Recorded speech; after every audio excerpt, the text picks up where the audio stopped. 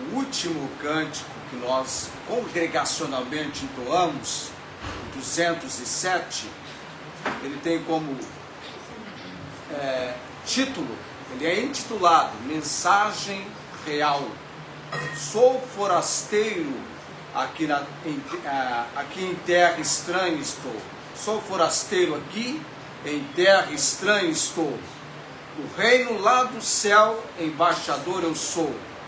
Meu Rei Salvador vos manda em seu amor as boas novas de perdão. No Salmo 119, o salmista assim expressou no versículo 19: sou peregrino na terra, não escondas de mim os teus mandamentos. Refere-se este verso ao fato que nós aqui agora, no planeta Terra, somos forasteiros, peregrinos, estamos de passagem. É diferente do andarilho, que na epístola aos Hebreus, Hebreus capítulo 11, versículo 13, todos estes, referindo-se aos heróis da fé, todos estes morreram na fé, sem terem recebido as promessas, mas, obrigado, então todos estes morreram na fé, sem terem recebido as promessas, mas vendo-as de longe, crendo-as e abraçando-as, confessaram que eram estrangeiros e peregrinos na terra. Eu não sei se vai dar tão certo vocês aí tão pertinho de mim. Vão tirar a minha concentração. Aí agora ficou melhor. Tá? Por que eles se consideravam como estrangeiros e peregrinos na terra? O apóstolo Paulo em Filipenses 3:20 disse: a nossa cidade está nos céus. Amém?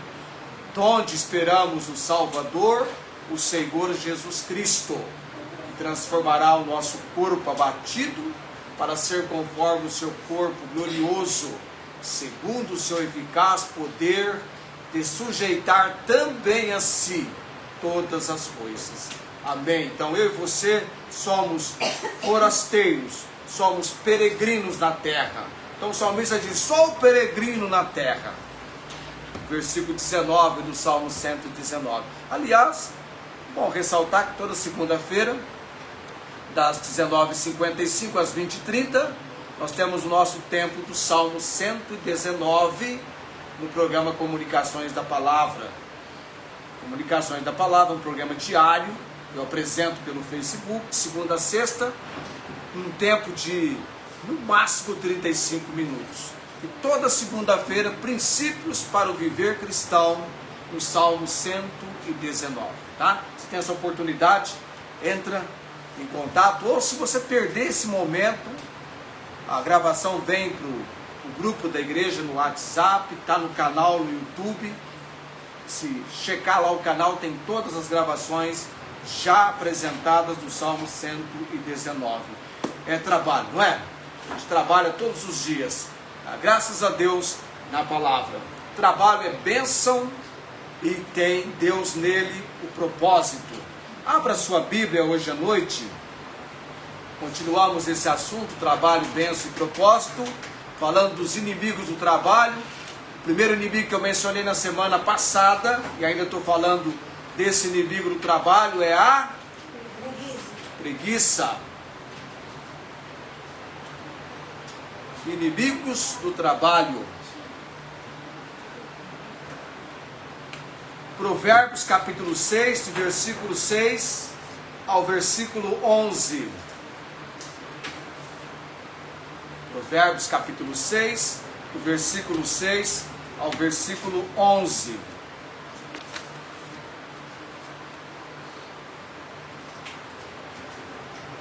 Quando Deus criou Adão, foi Deus quem o colocou no jardim do Éden para lavrar, ou seja, cultivar e guardar. Deus é o autor do trabalho. Essa semana eu vi um jovem dizendo assim, olha, dizendo assim, ó, me parece que trabalhar, a Bíblia é contra o trabalho. Não, pelo contrário. Deus trabalha todos os dias, em todo momento. Não é? Jesus dizendo, meu pai trabalha, meu pai trabalha até agora e eu também. Provérbios 6. Quantos conseguem ter esse esforço de, por alguns instantes, abandonarem seus assentos? Daqui a pouquinho eu devolvo você para a cadeira. Só para a questão da leitura desse trecho.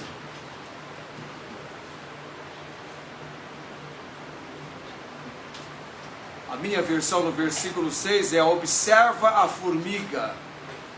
A outra versão diz: vai ter com a formiga. Ó preguiçoso, olha para os seus caminhos e sê sábio, a qual não tendo chefe, nem oficial, nem dominador, prepara no verão o seu pão, na cega ou colheita, ajunta o seu mantimento. Ó preguiçoso, até quando ficarás deitado? Quando te levantarás do teu sono? Um pouco de sono, um pouco cochilando, um pouco descansando de braços cruzados, assim te surpreenderá a pobreza como um assaltante, e a tua necessidade como um homem armado. Vamos orar nesse momento. Graças te dou, Senhor Deus, nesse tempo da providência, direção e obra do Senhor. Oramos pelo ensino, a instrução e a capacidade dada pelo Senhor para o ensino da palavra, para a pregação. Ó Deus, usa-me e capacita-me, como também abençoado seja o povo do Senhor hoje à noite, que tenhamos a palavra do Senhor falando conosco, confrontando o nosso coração, desafiando-nos a responsabilidade que devemos ter perante o Senhor. Oramos também, Deus, como tem sido bom mencionar os enfermos com os quais vem para mim o compromisso da intercessão. Missionária Angélica, Deus, dá-lhe a cada dia o ânimo, o fortalecimento e a graça. E use-a, ó Deus, pregando o Evangelho com aqueles que são, nesse momento, contato dela aqui no Brasil. Abençoe a família, Deus. Cremos que o Senhor tudo pode e que tem um propósito específico para a tua serva nesse momento. Também oramos, Deus, pelo Luiz Antônio. Cada vez que eu o encontro, eu percebo que ele está aos poucos se recuperando. Mas é possível que chegue um dia em que, ao fazer uma observação do pâncreas, ele receba uma notícia que só poderá acontecer se for do agrado do Senhor cumprir nele esse propósito, que o pâncreas dele está completamente sarado. Amém. Oramos, Deus, pela salvação da família, o acesso que eu quero alcançar do Senhor, indo ao lar e ministrando o ensino da tua palavra. Oramos também pela irmã Inês de Ribeirão Preto, temos abraçado a causa dela, guardando a cirurgia da visão. Uma já foi feita e a outra ela guarda. E o Senhor tem um tempo certo. Dá-lhe, Pai, o fortalecimento, a graça e a esperança, que ela se anime no Senhor. Amém. Também oramos pela irmã Cláudia, na sua vida espiritual, emocional, física, que ela sinta-se cada vez mais amada e cuidada pelo Senhor. Amém. Pai, também oramos pela irmã Rosângela, os seus familiares, Pai, por quem temos clamado ao Senhor e tem trazido calmaria ao coração da irmã Rosângela. Um tudo, ó Deus, coloco-me nesta manhã, lembrando da irmã essa manhã, essa noite, Deus, lembrando da irmã Nancy, a irmã Marta Joy, esses nomes que temos levantado no altar do Senhor. Graças por tudo, Pai, pelo teu povo hoje à noite, pela obra do Senhor, no nome de Jesus, eu oro com gratidão. Amém.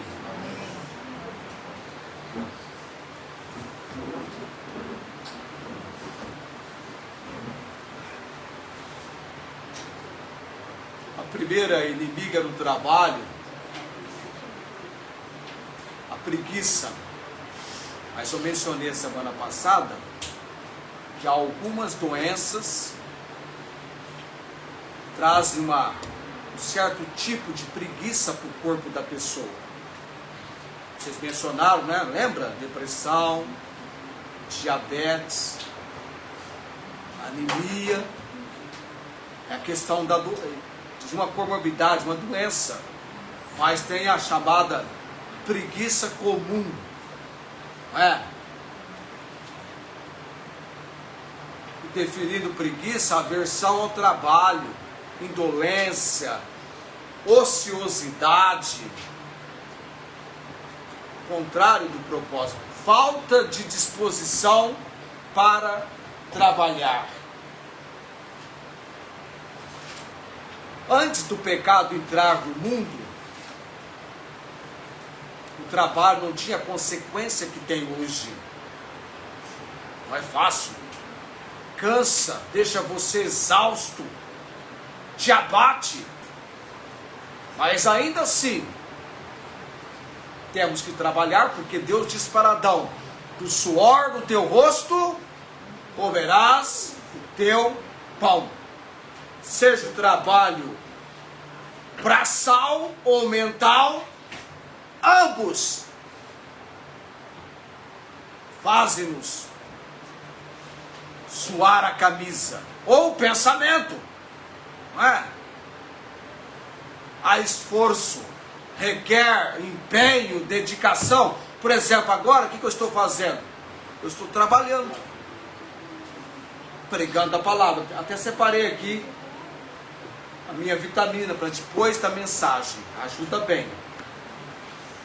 Mas a Bíblia, como eu mencionei a semana passada, ela aborda a preguiça não apenas como uma falta de disposição física, mas um vício moral e espiritual que se opõe ao propósito divino, produtividade e cuidado. E aí então, nós começamos a tratar que a preguiça é inimiga do trabalho, da prosperidade e do crescimento pessoal. Por que a preguiça é inimiga do trabalho, da prosperidade e do crescimento pessoal? Primeiro, nós vimos a semana passada, estou refazendo para você. Ela leva a pobreza e falta de recursos. Nós falamos sobre isso, a preguiça levando a pobreza e a escassez, a falta de recursos. E vimos os textos de Provérbios 10:4, 12:27, o bem precioso do homem é ser diligente, o preguiçoso não vai assar a sua caça. O que trabalha com a mão enganosa empobrecerá, mas a mão dos diligentes enriquecerá. Falamos da mulher de Provérbios 31, como ela está atenta ao andamento da casa dela, e você vê no capítulo 31, tudo que ela se entrega a fazer. Só depois assiste se você perdeu, tá? E ela está atenta ao andamento da sua casa, porque ela, essa mulher, não come o pão da preguiça. A preguiça, a ociosidade, vai impedir o próprio sustento familiar, enquanto o trabalho árduo traz segurança.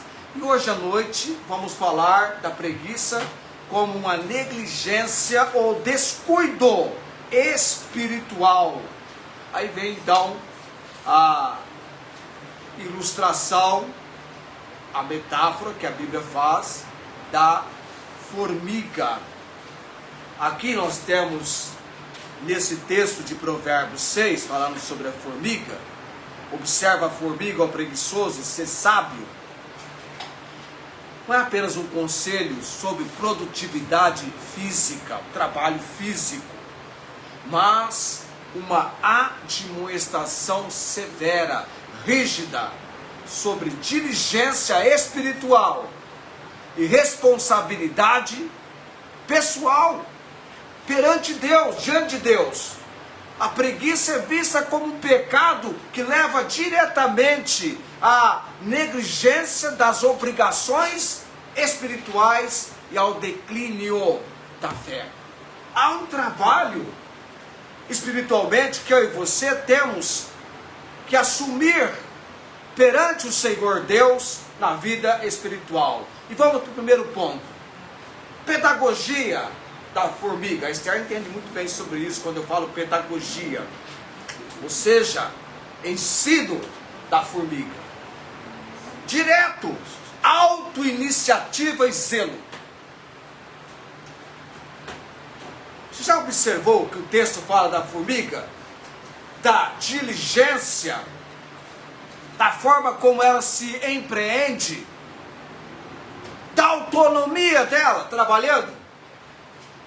O versículo 7 diz: a qual não tendo o quê?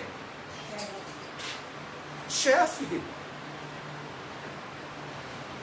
nem oficial, nem dominador. A formiga trabalha sem precisar de um chefe, de um oficial, de um dominador. Ela sabe a responsabilidade, o compromisso dela para com o trabalho que ela tem diante de si, e ela se entrega a trabalhar, não é? Eu e você, no nosso trabalho de produtividade física, temos que ter consciência, meu amado, que nós estamos trabalhando para a glória e honra de Deus, e que Deus está no céu dos céus, onde Ele se inclina para ver o que está no céu e na terra. E a Bíblia nos ensina que o Senhor olha desde os céus, está vendo a todos os filhos dos homens. Do lugar da sua habitação, Deus contempla todos os moradores da terra. Veja bem, contempla. Ele contempla. Salmo 33, versículos 13 e 14, traz esse ensino para nós. O crente, o cristão, não deve precisar de vigilância constante, de pastores, de líderes, para ler a Bíblia, orar e servir ao Senhor. É claro que nós vamos desafiá-lo, mas a disciplina espiritual deve ser algo interno, do interior, tendo como propósito agradar a Deus. Eu vou me entregar a ler a Bíblia. Paulo falou para Timóteo, quando estava escrevendo a epístola: persiste em ler, exortar, ensinar, até que eu vá. Então, por que você vai ler a Bíblia? Ah, pastor, está pegando no pé que eu leia a Bíblia, que eu memorize, que eu medite. Mas muito mais do que isso, não precisar de oficial, dominador, como o texto diz aqui, chefe. Você entender a sua missão de trabalho espiritual. Eu vou ler a Bíblia. Eu tenho um compromisso com Deus cada dia, da leitura da palavra, da oração, num tempo com Ele. Isso é tão importante, você ter esse propósito e não fazer por pressão externa. Eu me lembro, na minha mocidade, quando alguém me dizia assim: memoriza, memoriza. Tudo bem, o desafio foi bom, mas no momento que eu entendi que seria útil para mim, e proveitoso, que Deus estava me desafiando, eu comecei aquele desafio. Mas ler a Bíblia, orar, servir ao Senhor, trabalhar. Nós somos chamados para o trabalho, é um trabalho espiritual. Na Epístola aos Tessalonicenses somos ensinados que quem nos chama para o trabalho, fiel é o que vos chama, o qual também o fará. Eu preciso de fortalecimento, de energia, disposição para pregar, para ensinar. Eu apresento comunicações da palavra de segunda a sexta. Exatamente o que eu faço de segunda a sexta, pela manhã, eu vou para o meu posto de trabalho. E eu me entrego a trabalhar. De onde vem a força, a energia, a condição que eu preciso para trabalhar? Deus. Deus. Faça uma observação. Quantas pessoas hoje, por motivo de doenças, estão afastadas do campo de trabalho? Muitas. Então é uma bênção você receber a graça de Deus. Você viu lá em 1 aos Coríntios, capítulo 15, versículo 10, quando Paulo fala, trabalhei da obra missionária, mais do que todos eles, não eu, ainda bem, não é, Felipe? Mas a graça de Deus para comigo. Paulo estava debaixo de uma obra da graça de Deus. E que graça! Maior do que a força do pecado, a graça de Deus. Onde o pecado abundou, superabundou a graça de Deus. É fortalecimento que vem de Deus, é capacidade que vem de Deus, por Ele, para Ele, glória a Ele. Ele está dando a condição. Deus trabalha. Jesus Cristo trabalhou. Eu quando li a obra missionária sobre Jesus, percorrendo todas as cidades e aldeias, sabe, parecendo um viajante que pega a mercadoria e vai para uma cidade aqui, outra ali, outra lá, e está em atividade, cumprindo a sua missão. Jesus percorria todas as cidades e aldeias, ensinando na sinagoga deles, dos judeus, pregando o evangelho do reino e curando todas as enfermidades e moléstias entre o povo, como um viajante, como um professor e como um médico. Que homem, que missão, que trabalho! Isso nos desafia ou não nos desafia? Não chama a nossa atenção? É o mesmo Deus. O Jesus de ontem, hoje, eternamente. Jesus Cristo é o mesmo ontem, hoje, eternamente. E Ele deu-nos uma missão, um trabalho e uma promessa. Eis que estou convosco todos os dias, até a consumação dos séculos. Amém. Não fomos abandonados e nem estamos abandonados. Estamos, pelo contrário, muito bem acompanhados. Amém? Por Deus em qualquer lugar, sem Deus em nenhum lugar. Eu terminei na quinta-feira o arquivo missionário sobre Guilherme William Carroll. O sapateiro pregador. Pode imaginar? Assim ele ficou conhecido. Um livro aberto na banqueta e o instrumento na mão e o sapato. Olha ali e olha cá. Minha missão, diz o Carey, dizia ele, não é? Minha missão é pregar o Evangelho. Meu trabalho é sustentar essa missão. E ele trabalhou. No segundo domingo do mês agora, quando eu estiver fazendo o nosso domingo missionário, eu vou contar para você um trechinho que eu contei no arquivo missionário, de quando ele chegou na Índia para o trabalho missionário. Que foi em 1793. O interessante é que eu estava hoje preparando o outro arquivo para semana que vem, de um missionário que foi para a África, quando Guilherme estava indo para a Índia. 2 anos depois, estava nascendo um homem que Deus usaria sobremaneira, pregando o evangelho no continente africano.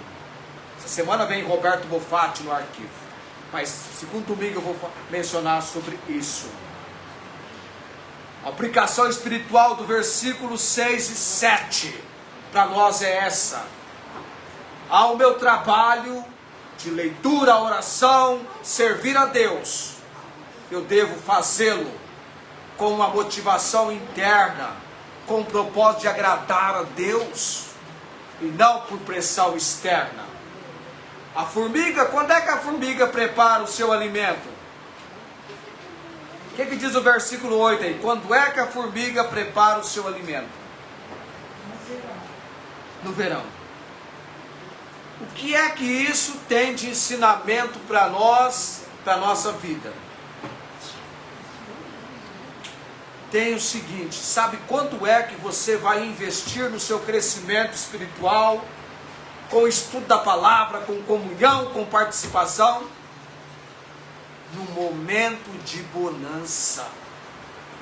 Quando tudo está indo bem, favorável, você deve investir mais ainda no seu estudo, da sua diligência da palavra de Deus. No momento de bonança, de refrigério, porque isso vai estar preparando você para estar firme, sabe quando?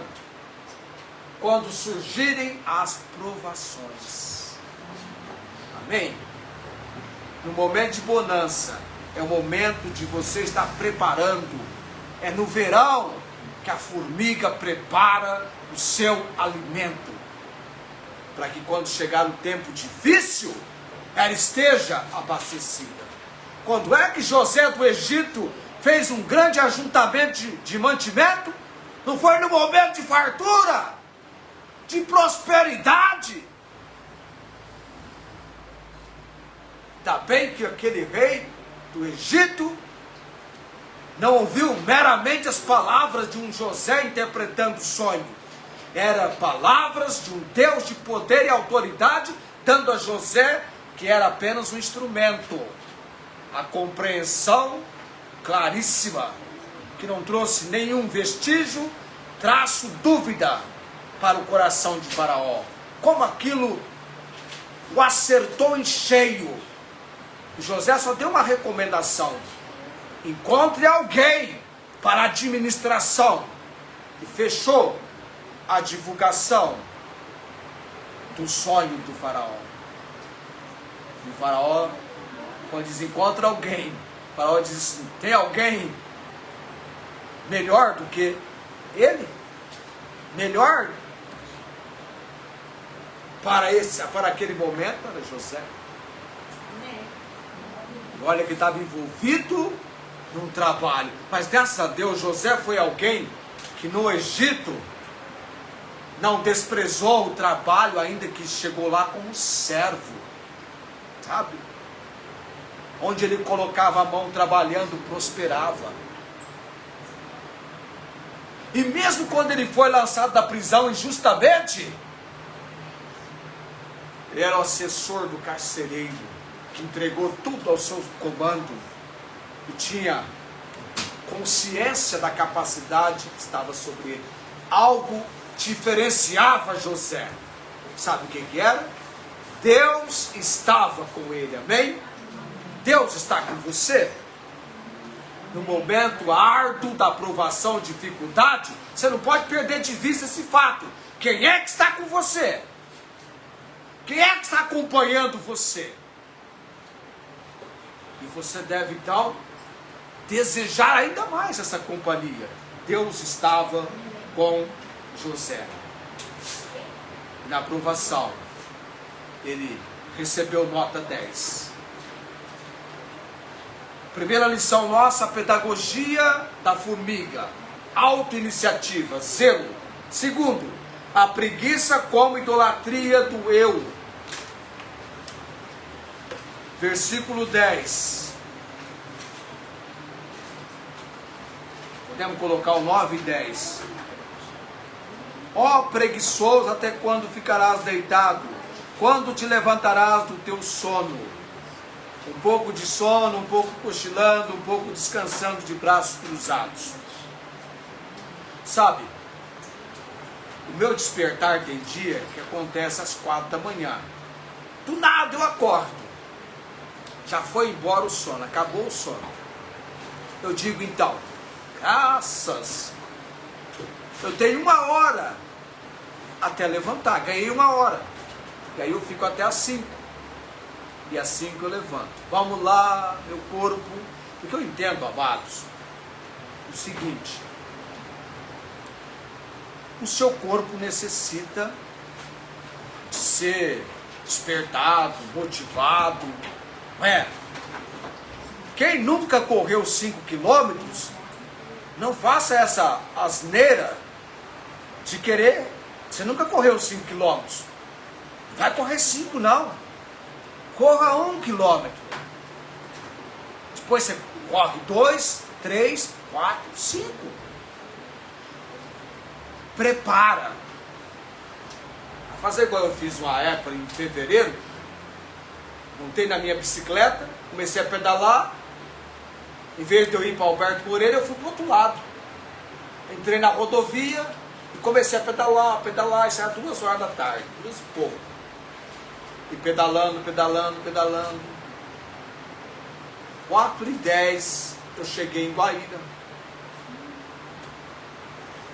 Perguntei a hora para alguém, nem relógio eu tinha. 4h10.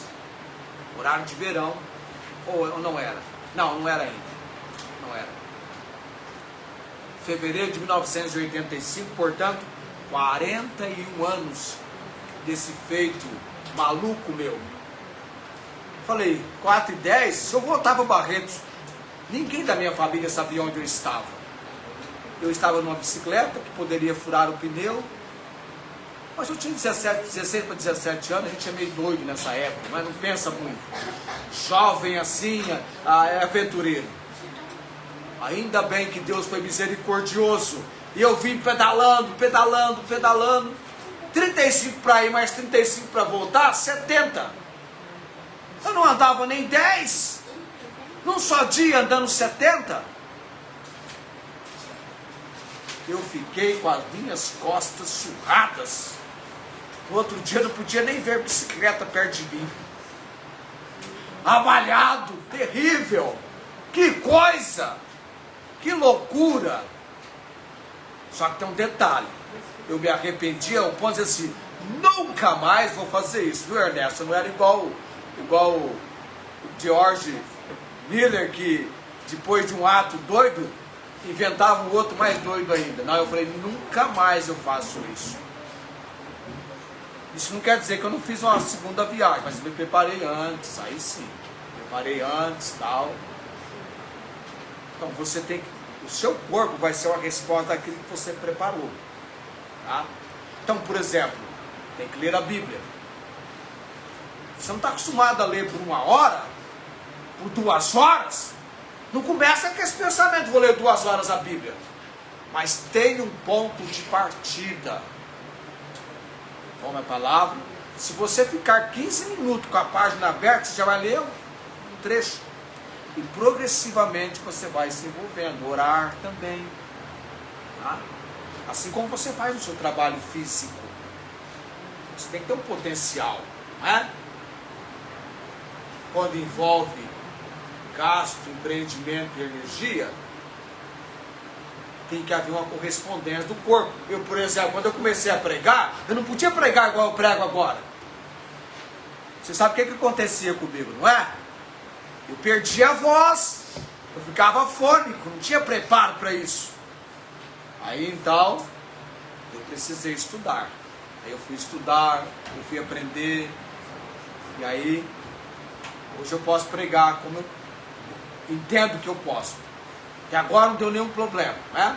Mas interessante isso, tá? Até o horário que você acorda, por exemplo, tem que acostumar o seu corpo. Tem que acostumar o seu corpo. Você tem que entrar numa harmonia, sintonia com o seu corpo. Ele vai. Quem é que comanda o corpo do indivíduo, do ser humano? A mente, a cabeça, não é? Você coloca aqui, ó, vou fazer isso, vai ter treino no seu corpo. Disciplina o seu corpo. O nosso corpo é disciplinado, amados. Ele não quer empreender trabalho, disposição, ele quer sossego, paz, rede estendida. Todos nós, se... Eu mandei um vídeo semana passada para vocês do senhor de 95 anos. O senhor trabalha, o que o senhor faz? Eu faço isso, aquilo, outro. E eu vi um vídeo de um pregador, um pastor de 91 anos.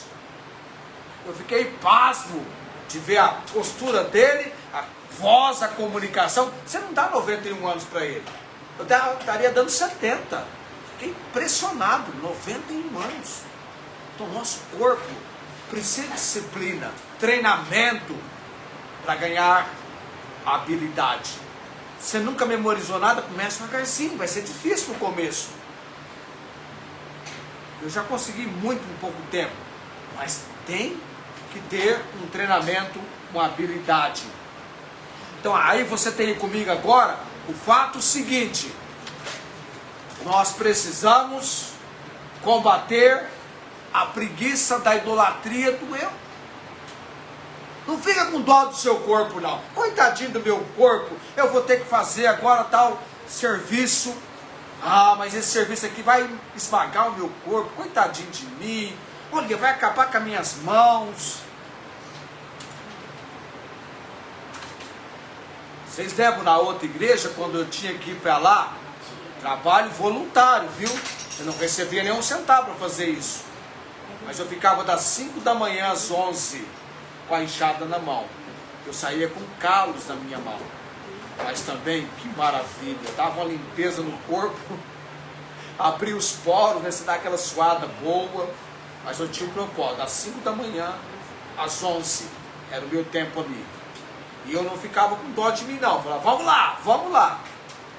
Entendeu? Então, disciplina, isso é uma idolatria do eu. Ó, preguiçoso, até quando ficarás deitado? Quando te levantarás do teu sono? Um pouco de sono, um pouco cochilando, um pouco descansando de braços cruzados. A preguiça é frequentemente interpretada como um pecado de omissão. Uma forma de idolatria, onde o indivíduo prioriza o quê? O seu conforto físico, em detrimento ou perda da vontade de Deus. Ele está mais preocupado com o seu conforto físico do que em fazer a vontade de Deus, que envolve trabalho. Eu conheci uma senhora que ela saía lá do campo da Portuguesa. Isso aqui é para você de Barretos, né? Na 50 com a 05. Ela e o esposo, já com idade avançada, e carregando alguém para juntos chegarem aqui na Rua 20, na Igreja Batista, ali na Rua 20. Era uma longa distância. E ainda hoje há pessoas caminhando grandes trechos para servir com alegria, congregacionalmente, junto com outros irmãos, servir ao Senhor.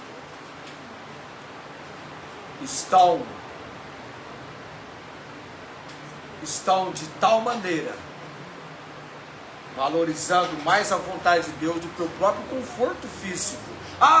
Pastor, quando eu tiver um carro, eu vou começar a ir à igreja. Quando alguém diz, sabe quando é que ele vai começar a ir à igreja? Ainda que ele tenha um carro, ele não vai. Porque se ele não estiver pronto a vir como ele está, não é um carro que está impedindo, é a disposição de sacrificar o eu, a idolatria do eu, valorizando o eu. E a preguiça é como a idolatria do eu. A preguiça é um pecado de omissão. Cruzar os braços. Negligência devocional da oração, da obra de Deus.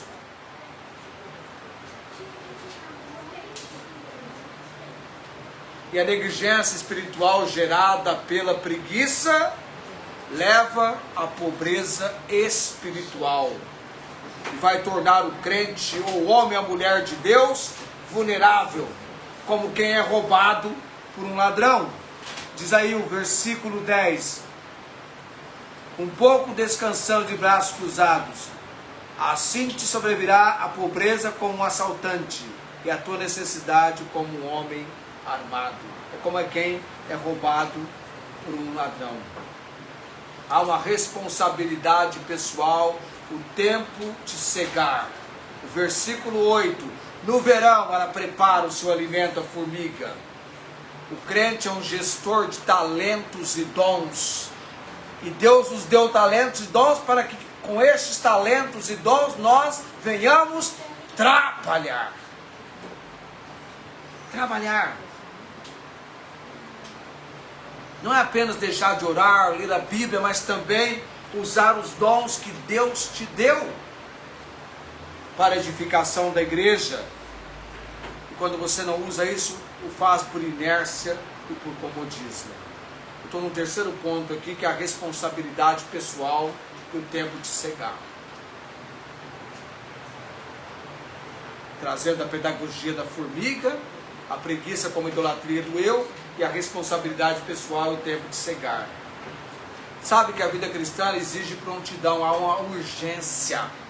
Há uma urgência. Os campos estão brancos para a ceifa, mas poucos são os ceifeiros ou trabalhadores.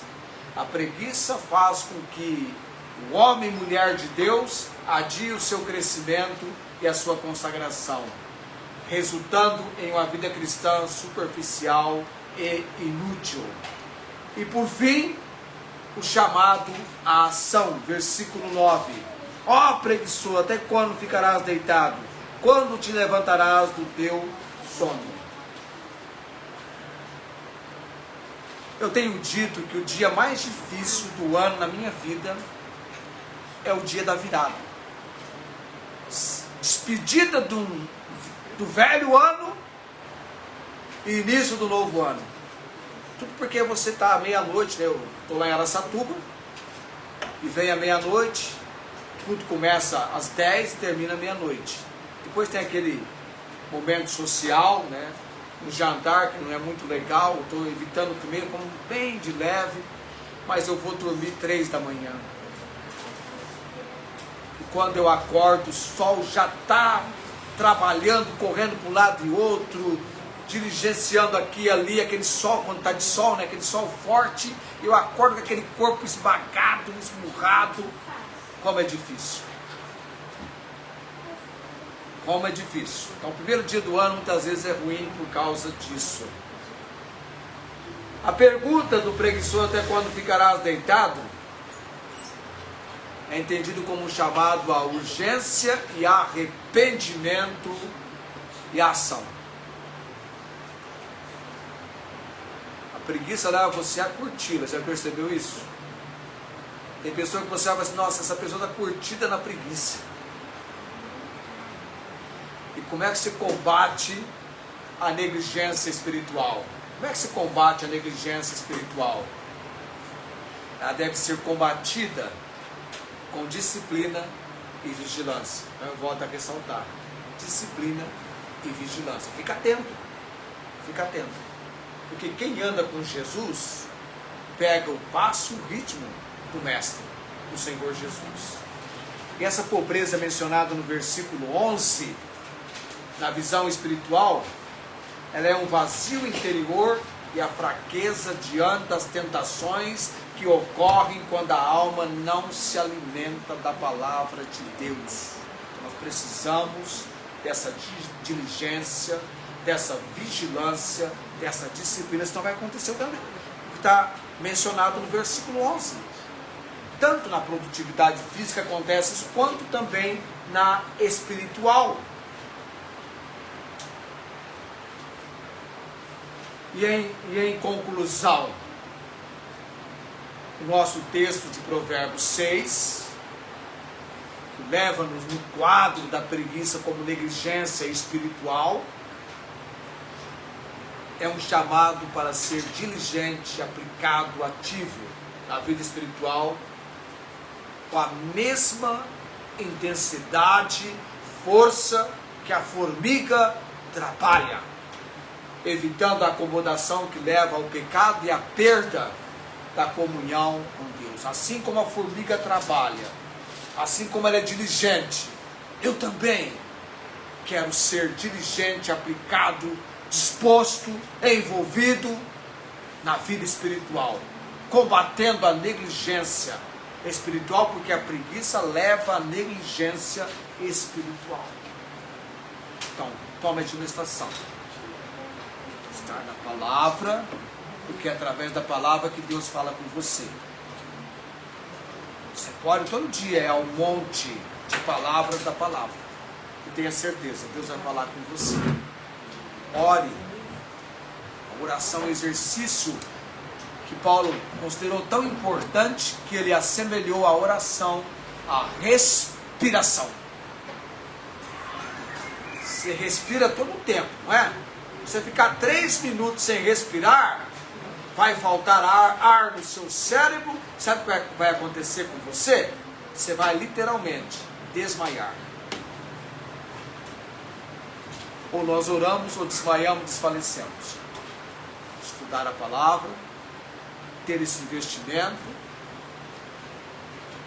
a vida espiritual é muito importante.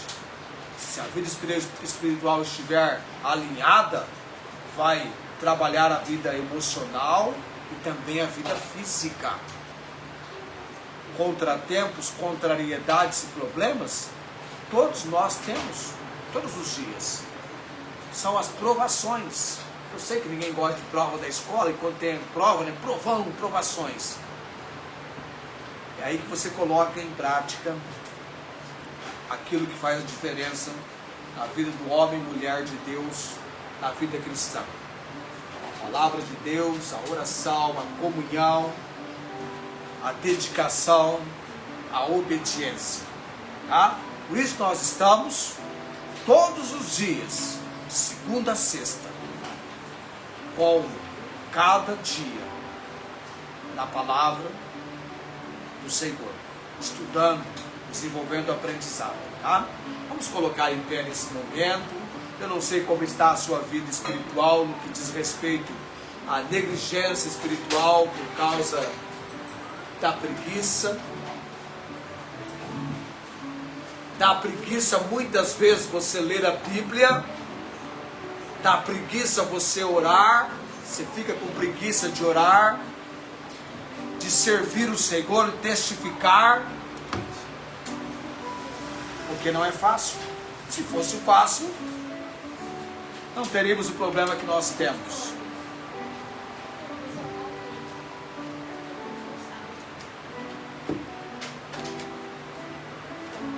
Mas observe o resultado que isso traz para você. Na semana que vem temos uma outra consideração e vai chegar um momento que eu vou estar pregando sobre o perigo do trabalho. Porque é quando você não trabalha com sabedoria. Há um perigo no trabalho. Nós temos o trabalho antes da queda do pecado sendo instituído por Deus, muito bom. O pecado depois da queda, tem agora o suor, os espinhos e cardos, os contratempos, as dificuldades, os inimigos do trabalho. E depois iremos estudar os perigos do trabalho. Há perigos seríssimos. Pode levar à morte.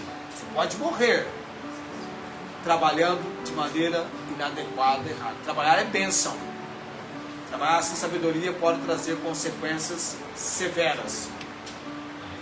Consequências prejudiciais com danos nocivos.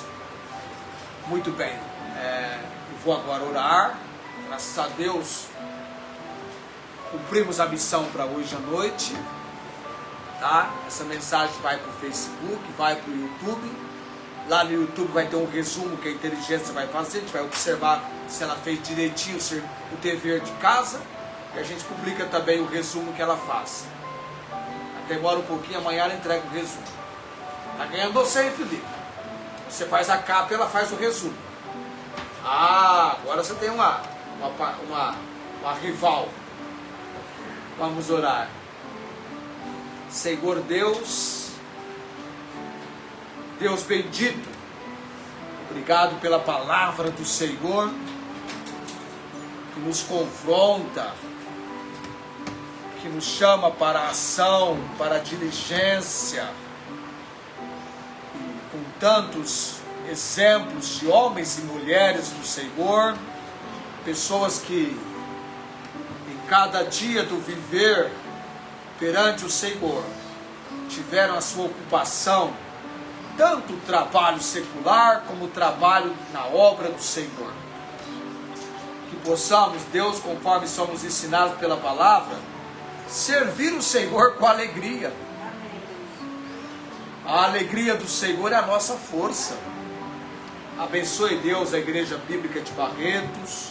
Obrigado pelo fortalecimento que vem do Senhor em cada dia, em cada momento, pelo ensinamento, o cuidado do nosso corpo, Deus. Dê a cada um aqui a sabedoria para lidar com a disciplina, para lidar com a vigilância do seu ser, sendo alguém alcançando a graça do Senhor. Que sejamos como Paulo, Pai. Trabalhei mais do que eles, não eu, mas a graça do Senhor. Que haja essa manifestação da graça do Senhor. Ó Deus, obrigado pela disposição, a diligência que vem do Senhor. Abençoe a nossa igreja, Pai. Esse povo seja um povo trabalhador perante o Senhor, lendo a Bíblia, orando, jejuando, servindo ao Senhor. Que olhem para as tarefas, para os compromissos e se alegrem, porque estão andando de braços dados com o Senhor, que para com o trabalho é o Deus autor do mesmo, e é quem nos capacita, é quem nos dá a condição. Oramos, dando graças por tudo, em nome de Jesus. Amém. O Senhor te abençoe e te guarde. O Senhor faça resplandecer o seu rosto sobre ti e tenha misericórdia de ti. O Senhor sobre ti levante o seu rosto e te dê a paz. Amém.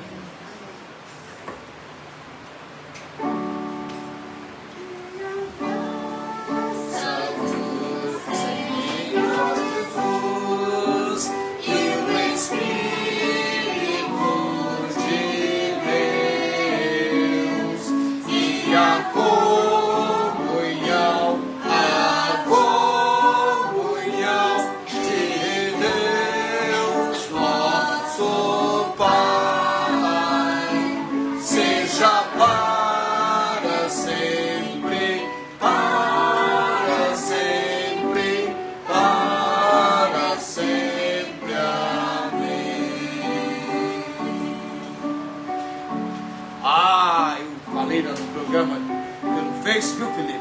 Que eu vou comprar um binóculo. É binóculo que chama aquele que coloca aqui, não é? Enxergar ali.